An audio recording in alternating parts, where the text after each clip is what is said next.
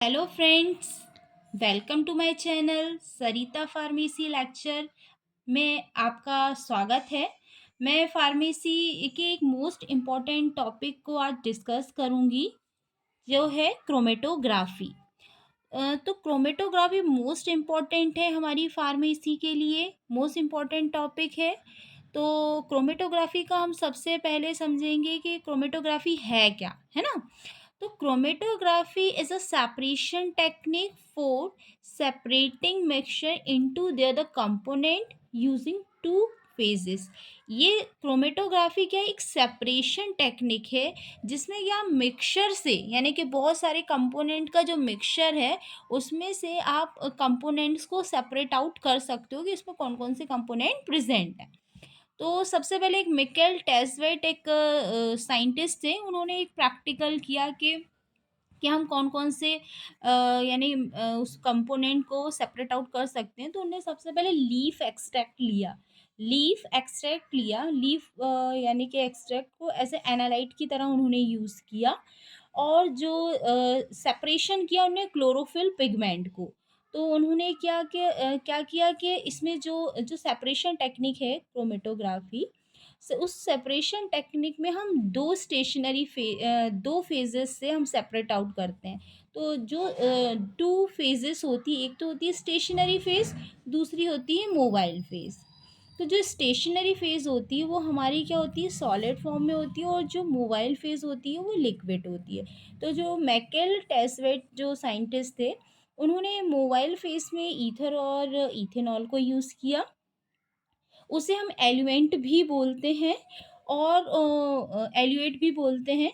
और इन्होंने जो स्टेशनरी फेज़ को इन्होंने क्या किया कि सॉलिड स्टेशनरी फेज़ जैसे कैल्शियम कार्बोनेट का यूज़ किया एज़ ए स्टेशनरी फेज़ के लिए। फिर इन्होंने क्या किया कि इसको जो यानी कि लीफ, उन्होंने देखा कि जो लीफ एक्सट्रैक्ट उन्होंने लिया था एनालाइट का, उन्होंने सबसे पहले इसमें जो जो कॉलम लिया, जिस टाइप का कॉलम था उसमें उन्होंने क्या किया कि कैल्शियम कार्बोनेट को फिल कर दिया, और यहाँ से उन्होंने लीफ एक्सट्रैक्ट जो था उसको यहाँ पर फिल किया। ठीक है। और फिर इन्होंने जो ईथर और जो मोबाइल फेस बनाई थी, ईथर या इथेनॉल क्या बना सकते हो कंपोजिशन में लेके, उसको यहाँ पर उन्होंने फिल किया। जब उन्होंने देखा इसका सेपरेशन हुआ तो इन्होंने कुछ समय बाद पाया कि इसमें बैंड्स बन गए। बैंड्स अलग अलग, उनको सेपरेट आउट, जो क्लोरोफिल पिगमेंट था वो अलग अलग बैंड्स के रूप में यहाँ पर सेपरेट आउट हो गया। तो इन्होंने देखा कि हम इस क्रोमेटोग्राफी, इस टेक्निक से हम जो कंपोजिशन है मिक्सचर का, उसे हम सेपरेट आउट कर सकते हैं।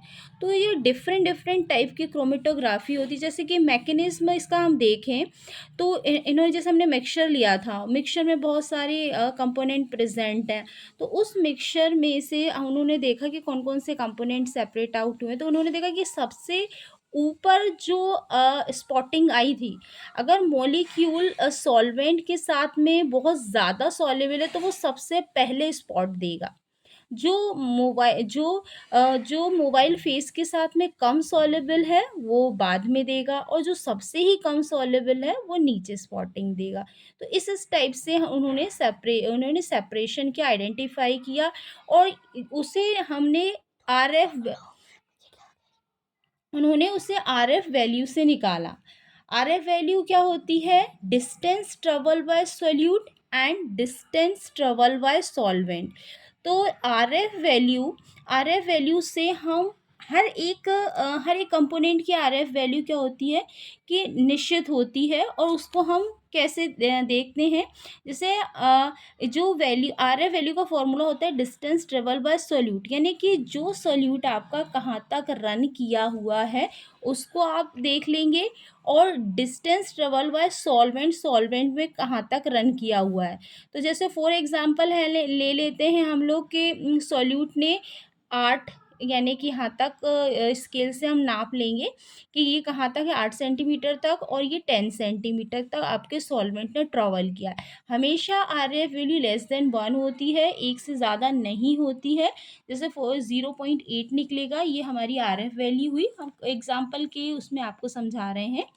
तो इससे आइडेंटिफ़ाई हम कर सकते हैं कि हमारा कौन इस स्टैंडर्ड वैल्यू से मैच करके हम कर सकते हैं कि ये हमारा कौन-सा कंपोनेंट मिक्सचर में कौन-सा कंपोनेंट प्रेज़ेंट है।